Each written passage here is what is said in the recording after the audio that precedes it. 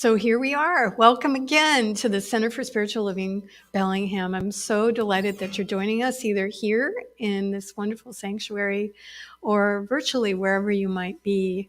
My gratitude today has to do with really coming into an appreciation of the amazing abundance that we're surrounded with in our country and in this particular area of the world.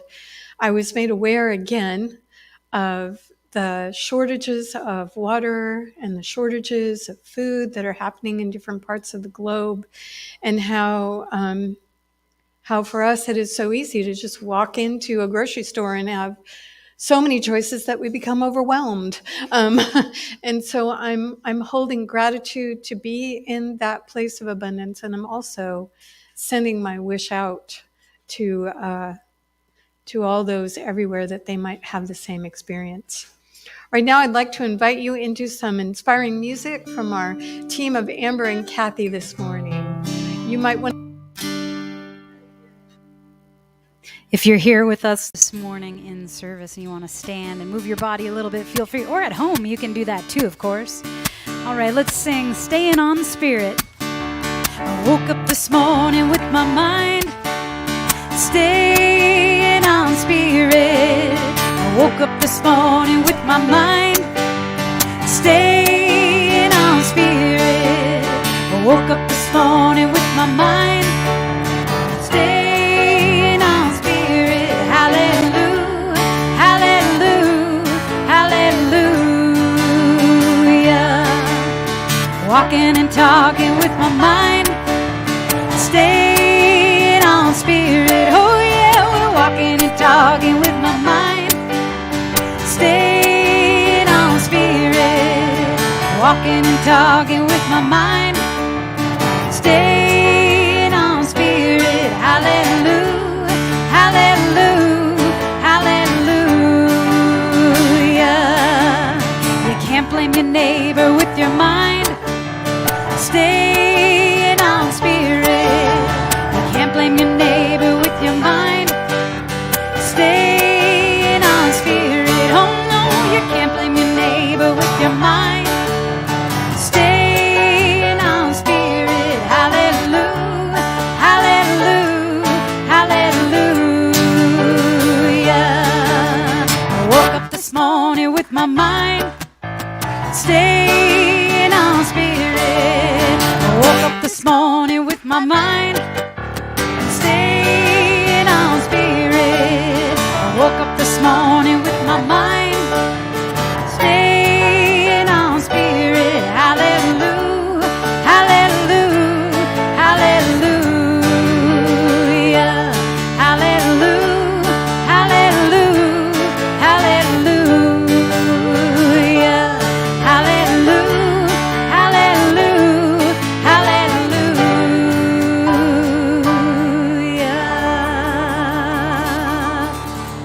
Lovely. Well, good morning, everybody. Take a minute to greet a neighbor, or if you're out there on social media, let us know where you're from, where you're tuning in. All right. Ready? Yeah. 1, 2, 1, 2.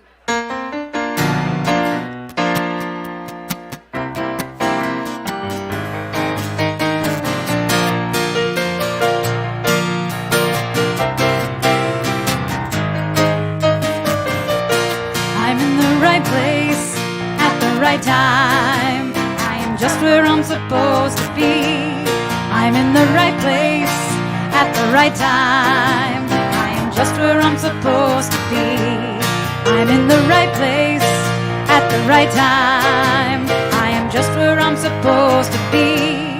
I'm in the right place at the right time. I am just where I'm supposed to be. Oh, my soul is welcome here. Oh, my soul is welcome here. I am getting the message loud and clear. My soul is welcome here.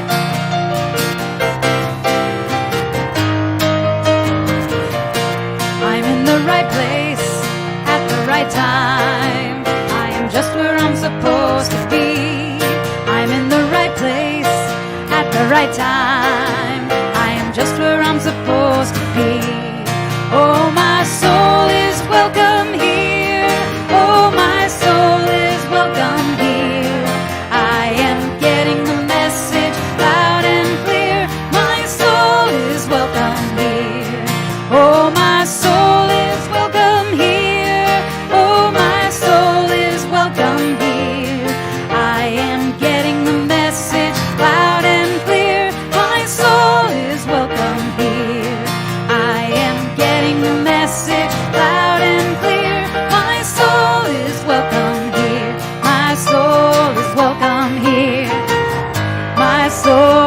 welcome here.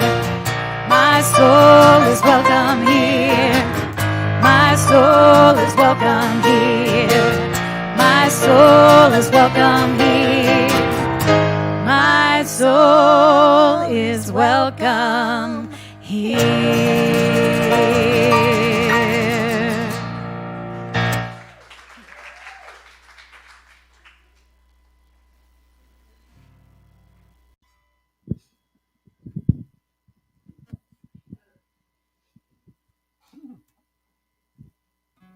Good morning. My name is Kat Wingerter. I will be your practitioner today. And please join me in an opening prayer. Join me in knowing that there is only one presence, a presence of love, of light, a presence of peace. That presence, that divine, beautiful presence, is here in each of us. It is what ignites our soul with love, with joy, with laughter. It is what brings us into this world to join a spiritual journey. It is what has brought us here today, in person or virtually. We are joined together for a few steps on a shared journey in the light of spirit. And through that journey, through that connection with the one power, the one love, we are united. We are one. We are the peace and the love of this world. Incarnate, we are divine. And through our path this day, through our learning this day, through our inspiration this day, right now, we are open in divine presence, in love, to accept all the inspiration, all the grace, all the blessings that are offered to us, to embrace them and to carry them forth into the world, to share, to uplift, to create a world that works for everyone. And I am so grateful to be here today, joined in one mind with everyone present. And I release these words, and so it is.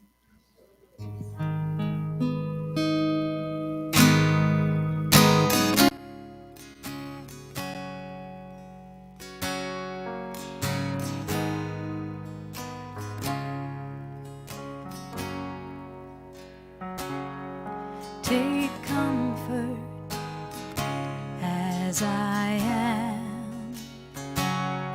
Surrender all need for a plan. Divine presence is always at hand. Take comfort as I am. Take comfort. Take comfort as I am. Surrender all need for a plan. Divine presence is always at hand. Take comfort as I am. I know there's only one moving me to be untethered, undone. I accept this love healing, breathing me whole, and give thanks for it is done. Take comfort as I am. Surrender all need for a plan. Divine presence is always at hand. Take comfort as I am. I know there's only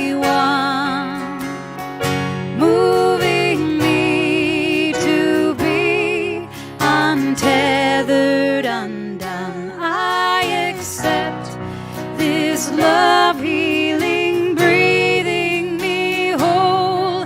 I know there's only one moving me to be untethered, undone. I accept this love healing, breathing me whole, and give thanks for it is done. And give thanks for it is done.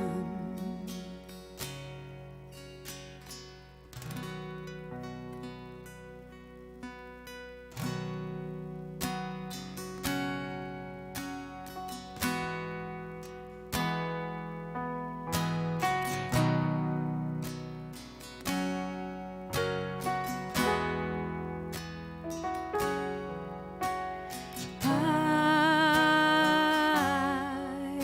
surrender. I trust and I know as I surrender, I fall into the arms of love. I surrender. I trust and I know as I surrender, I fall into the arms of love. Let's sing I surrender. I surrender. I trust and I know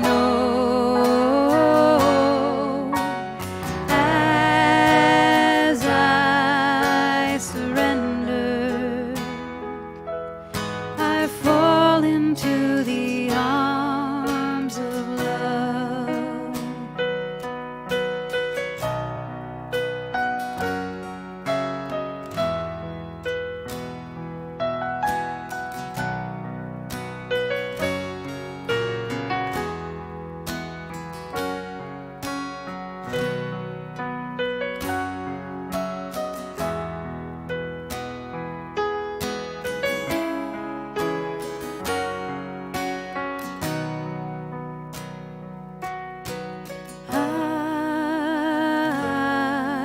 surrender. I trust and I know as I surrender, I fall into the arms of love. I surrender. I surrender. I trust and I know as I surrender, I fall into the arms of love. I fall into the arms of love.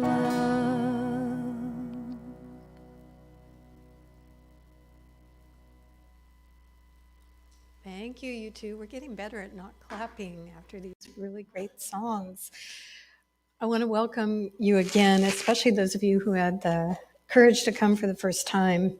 I remember the first time that I came to a Center for Spiritual Living. I was young enough that I was sort of in the attitude of like, so prove it to me, you know? So I wasn't the easiest person to have in the congregation. I wanted to read you a story. I hope I haven't lost it. Oh yeah, here it is. About my new best friend, Parker Palmer. That's a joke. He doesn't know me from Adam, but You know how it is where a person can be writing for decades and you don't encounter their work, and then all of a sudden you find it and there's all these books and it's all incredible. That's where I am with Parker. And just sort of the backstory of Parker, so you understand what I'm going to read to you.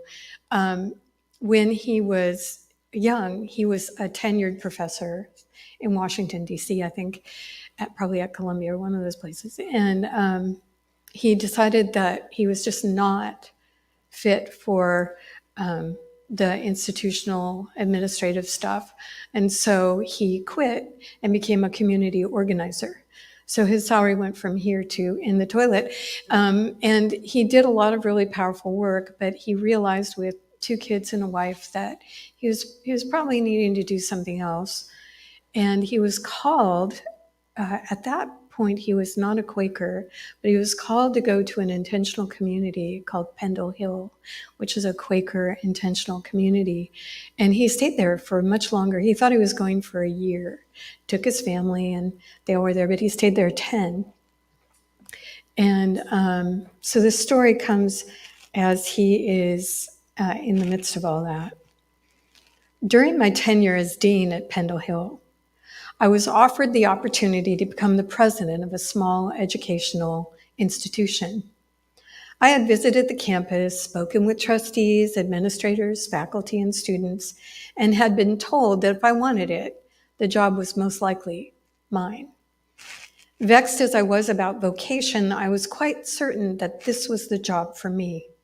So, as is the custom in the Quaker community, I called on half a dozen trusted friends to help me discern my vocation by means of a quote-unquote clearness committee, a process in which the group refrains from giving you advice, but spends 3 hours asking you honest, open questions to help you discover your own truth.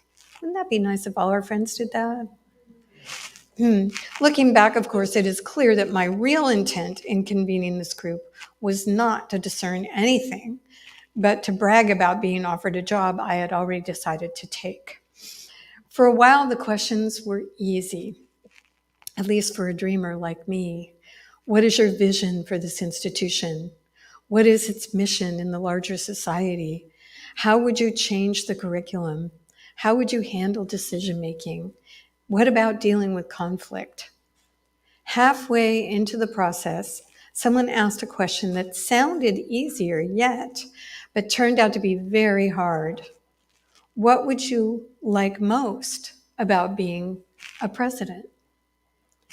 The simplicity of that question loosed me from my head and lowered me into my heart. I remember pondering for at least a full minute before I could respond. And then very softly and tentatively, I started to speak. Well, I would not like having to give up my writing and my teaching. I would not like the politics of the presidency, never knowing who your real friends are. I would not like having to glad hand people I do not respect simply because they have money. I would not like, gently but firmly, the person who had posed the question interrupted me. May I remind you that I ask what you would most like? I responded impatiently, yes, I'm working my way to that answer. And then I resumed my sullen but honest litany. I would not like giving up my summer vacations. I would not like wearing a suit and tie all the time. I would not like, and once again, the questioner called me back to the original question. But this time I felt compelled to give the only honest answer I possessed. An answer that came from the very bottom of my barrel, an answer that appalled even me as I spoke it.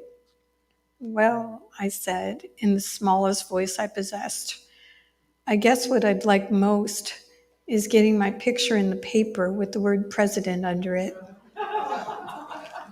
I was sitting with seasoned Quakers who knew that though my answer was laughable, my mortal soul was clearly at stake. They did not laugh at all, but went into a long and serious silence, a silence in which I could only sweat and inwardly groan. Finally, My questioner broke the silence with a question that cracked all of us up and cracked me wide open. Parker, he said, can you think of an easier way to get your name in the paper? By then it was obvious, even to me, that my desire to be president had much more to do with my ego than with the ecology of my life. So obvious that when the Clearness Committee ended, I called the school and withdrew my name for consideration. So I wanted to bring you that story because the topic today is the inner teacher. And yes, it's not working? Oh, it needs to be up more. There we go. Thank you. All right. Stay. So the inner teacher, in the Science of Mind tradition that this center is part of, we understand that there is an indwelling wisdom that is present within all things, not just sentient beings, but all things. And that in sacred humans, this presence is grounded in a divine intelligence and love that is much, much broader than it shows up in individuals, but is accessible by each individual. So you could picture it kind of like we are immersed in a flowing river of wisdom and love that is constantly like an ever-flowing waterfall or river flowing in us and through us and as us. So one would ask, well, then why are so many people unwise, including me from time to time? You might answer by saying, well, I don't know. But what we would say about that from this tradition is we would say that the degree that we are able to access this wisdom and this flowing love has to do with capacity. So I was reminded of capacity last night. I made a big pot of jambalaya, and it was really good. It'll be even better today. But it came time to put it away, and so I reached into my stash of things that I put stuff in with lids, and I picked what was obvious to my husband was too small a container, but it wasn't obvious to me. So I started ladling stuff in, and about halfway through the pot, I'm like, oh crap, I did it again. And he's like, let me do it. So he poured all of it back and got a bigger container, and everything fit. Well, we're kind of like that. We're kind of like we have a capacity, a container for this wisdom and this flowing love that is present, moving through us all the time. But the container depends on its capacity for how much it'll hold. And so if you have a very small container, it doesn't hold as much. It's not that the flow is broken. It's that we come to it with a limited opening for it to flow into. So what limits that? What determines the capacity that we're working with? Well, what determines that capacity in the beginning is often the perceptions and the fixed ideas that we've been gifted in our youth. So we enter into the world kind of wide open, and within a very short space of time, we're taking in other people's ideas of what's possible and what's right and what's wrong and all of that kind of stuff. And those ideas, which we didn't start out with typically, form a container.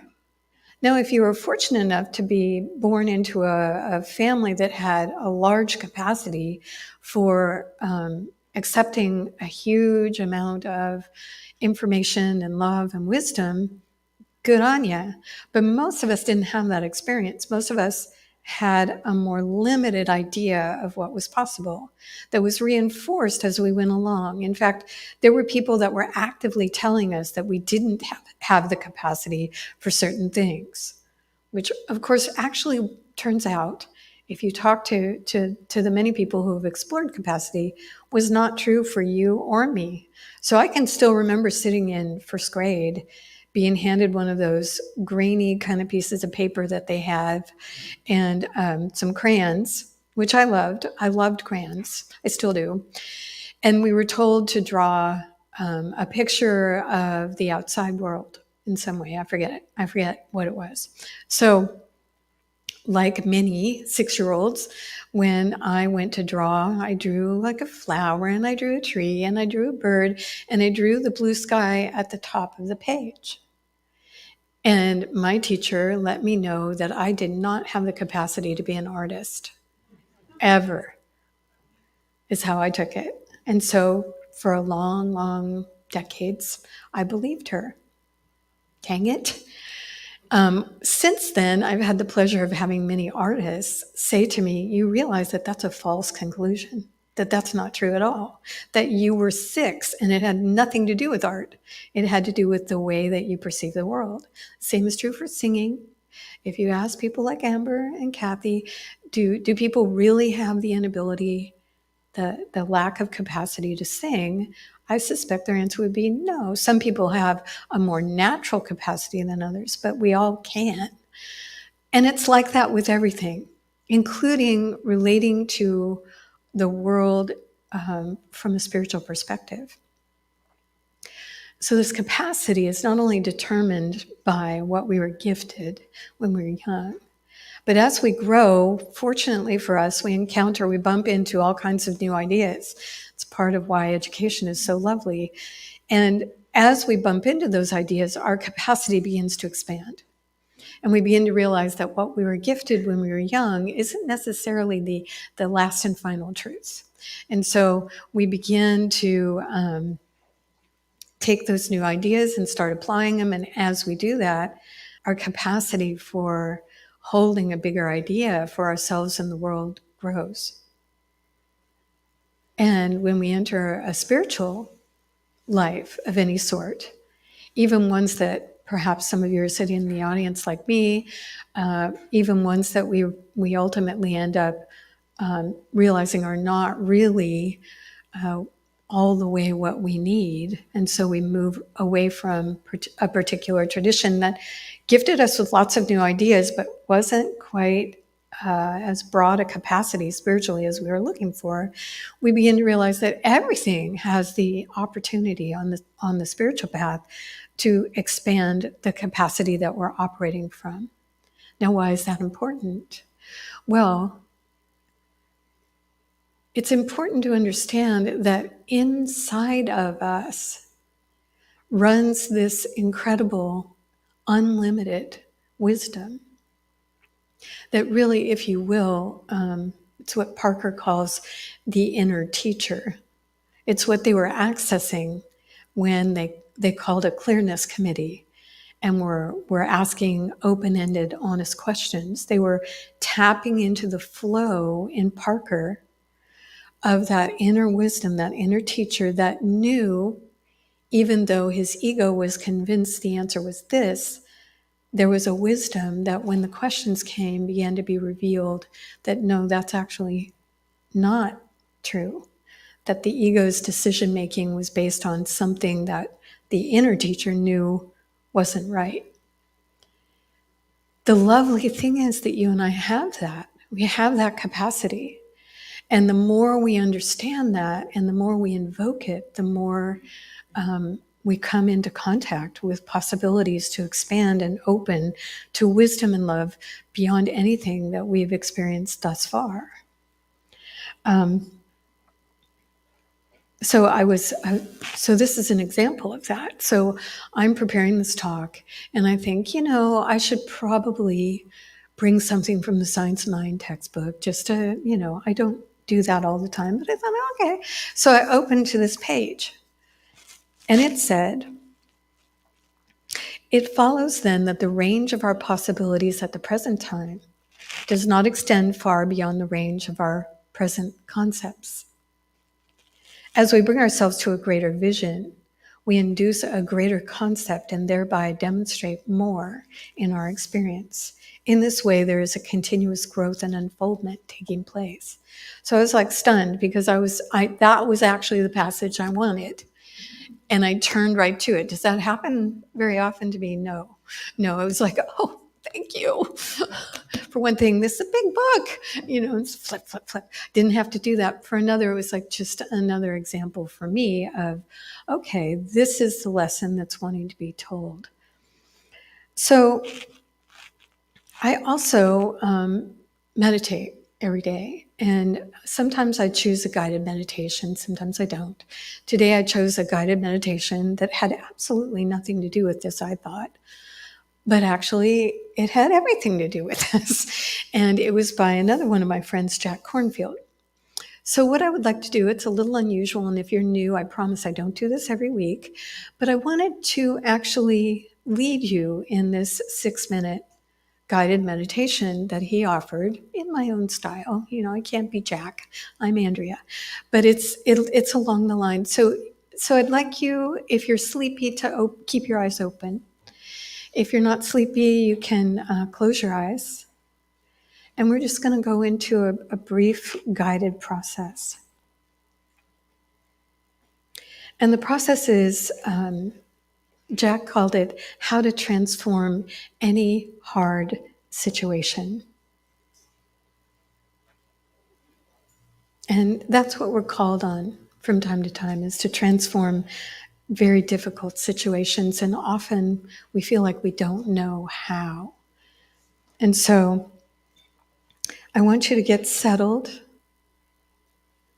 And one of the tricks that I learned about meditation is make sure you're feeling comfortable in your body.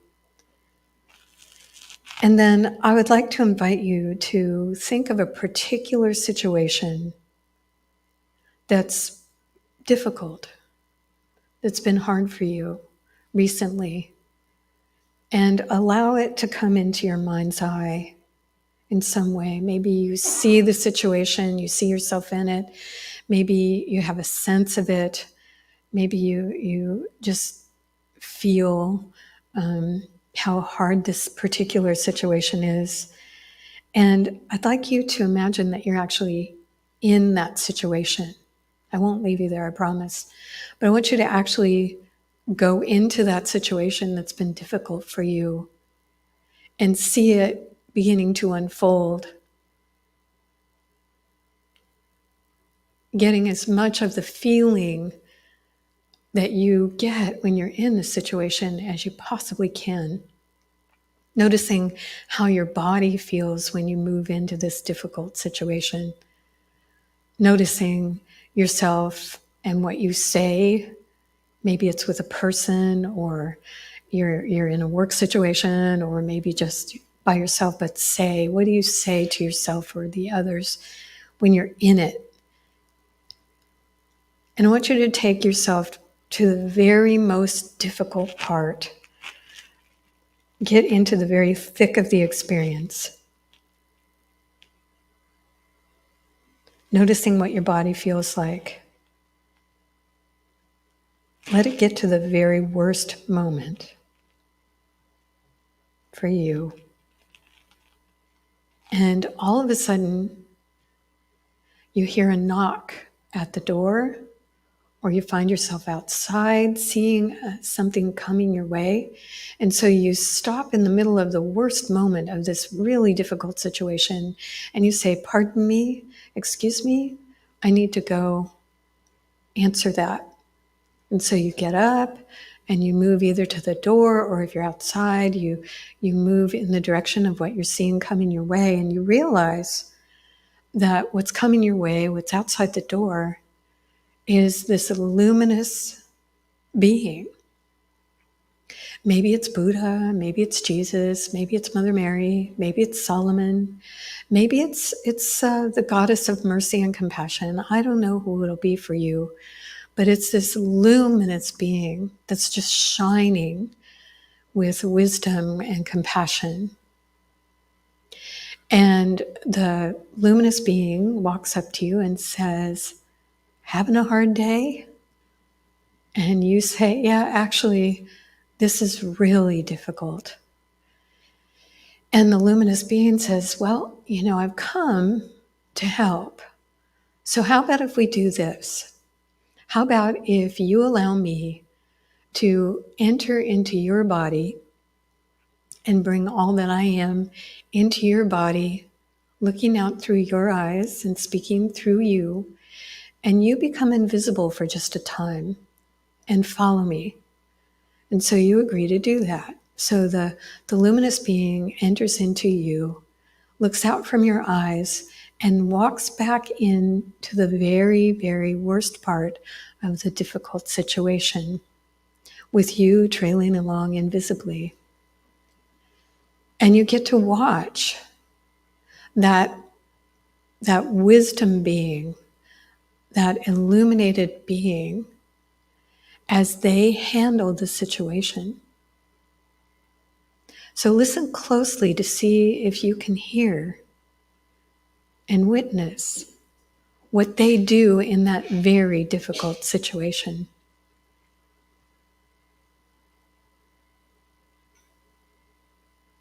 Noticing their body, that's your body, that likely feels quite different than you felt in that difficult situation. Just noticing what they say, how they present. And at some point, that being inside of you that's been handling the difficult situation says, "Pardon me, excuse me, but I need to leave now. Thank you." And they stand up and they walk back out where you first met them. And they exchange their body and give it back to you. And so now they're standing in front of you again. And you are you and they are they, this illuminated being. And you bow to them in gratitude because whatever they did, it helped you and the situation. And from under their robes or whatever they're wearing, they pull out this gift that they've been holding for you that has to do with this situation. And they hand it to you. See if you can see what they hand you. If you can't, hold it up to the light in your mind and see if it's visible to you. And if it's not, it's okay. That's their gift. And then they move forward and they put their hand on your heart. And they lean in. And they speak just a few words of support and encouragement of exactly what you need in this situation. And then they bow to you and they vanish. Now see yourself sitting here. Open your eyes. For those of you that guided process worked, and it probably didn't work for everybody listening, but I hope it worked for a lot of you. You know, that luminous being is actually inside of you. That wisdom, that ability to handle that situation, the gift they gave you, the words they spoke, are your inner teacher, your inner wisdom speaking. And it's powerful to remember that when we get quiet enough and open enough, we can actually access a larger amount of wisdom and a greater amount of love than we typically walk around feeling. And when we do this kind of process, and if we do it kind of regularly, where we open, not necessarily to luminous beings, I mean, that's nice, but when we open to the wisdom that's flowing, and we sort of step our limited constructs out of the way for a bit and just reside in that, we begin to expand our idea of what's possible, not only for ourselves, which is very important, but for the world. What's happened lately in our world is that our constructs of what's possible have shrunk, in my view. And the division that many of us are witnessing has siloed people into limited perspectives. of reality. And there are those of us, not because we're extra special, just because we haven't allowed ourselves to be completely siloed, who are in a position, if we choose, to hold the center. And for me as a spiritual leader, it's super important that we hold that center, that we don't allow ourselves to become limited and close off from the wisdom that always knows the next right thing, from the love that goes beyond this and that and expands to include all. It's a mighty spiritual task, don't get me wrong. But if you're walking the spiritual path like I am, that's the goal. That's where we're heading, is to be that love and that wisdom embodied. So I'll do a prayer for that and we'll close. So know with me, as I know, that there really is this flowing, powerful wisdom that is much vaster than any individual being. And this wisdom and this love that flows is available to each of us in its entirety, all of it. And so I accept for myself a renewed commitment to enhancing and expanding my views, to allowing myself to be more and more open to that wisdom flowing in me and through me. I realize that this probably means that any limited ideas will come into view that I hold. And I'm ready to view myself with great love and allow those limited views to be enhanced and broadened out by the wisdom that is flowing in me that knows something even more. I am deeply grateful for this enhancement, for this opening to a larger view. I'm grateful because my life becomes more enriched and more powerfully loving because of this prayer. And so I let it have its work in me. I allow it and release these words, knowing they are at work in anyone who says yes to this prayer. And so it is. All right, thank you.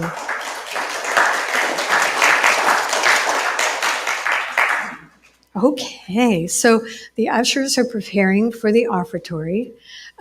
Many of you give online or regularly through sending checks in the mail and things like that. And I want to especially acknowledge you and thank you for that. And thank all of you who can make a donation to the center. We are so grateful. We have no other sources of income other than these donations. And so we're grateful to any of you who are able to support us in what we're doing. Let's have some music.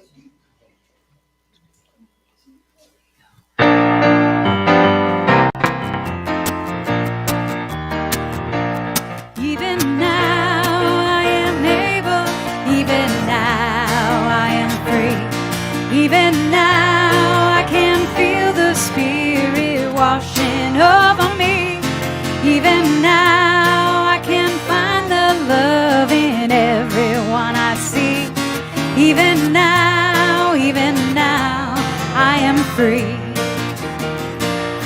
Even now I am healthy. Even now I am whole. Even now I can feel the Spirit deep down in my soul. Even now I can choose a path of peace and harmony. Even now I am free. Even now I'm able. Let's sing that. Even now I am able. Even now I am free. Even now I can feel the Spirit washing over me. Even now I can find the love in everyone I see. Even now I am free. Even now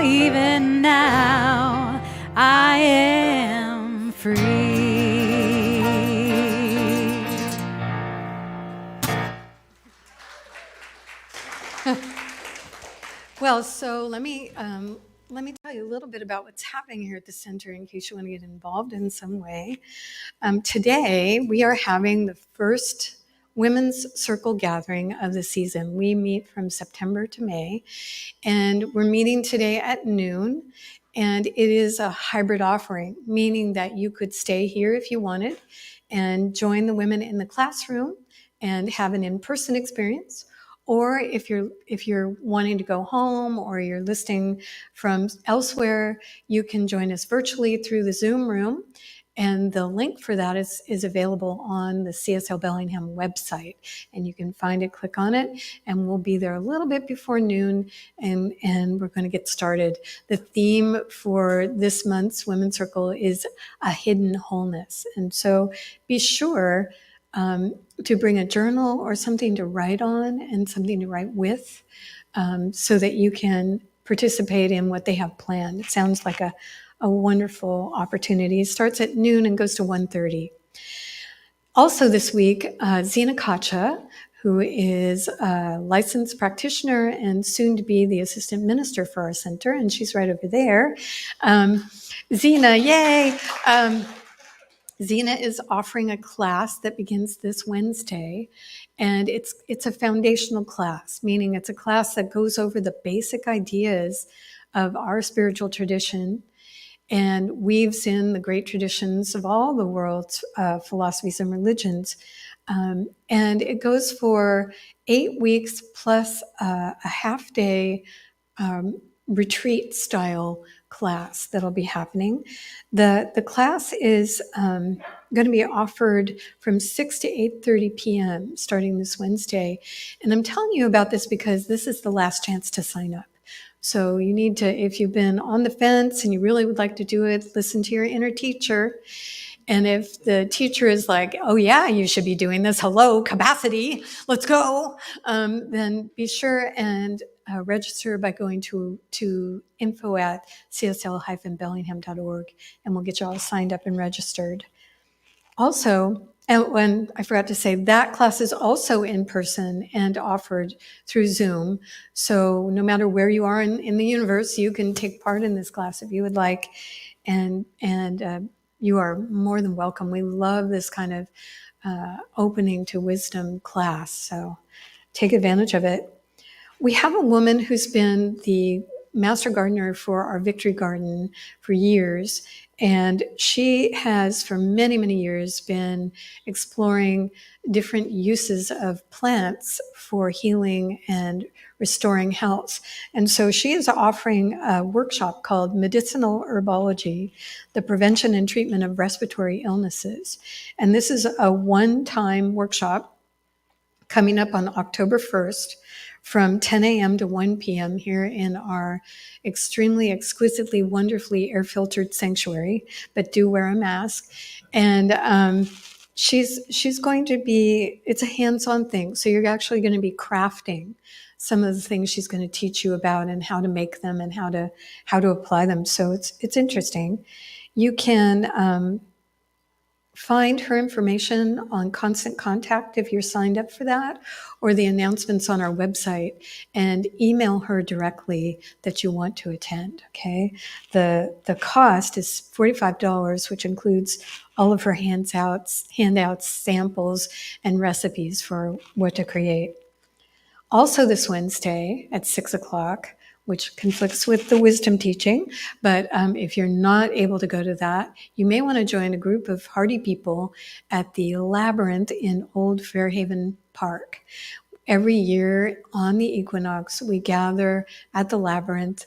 We set an intention in this day that is equal night and equal light, for moving forward into the dark and then again into the light.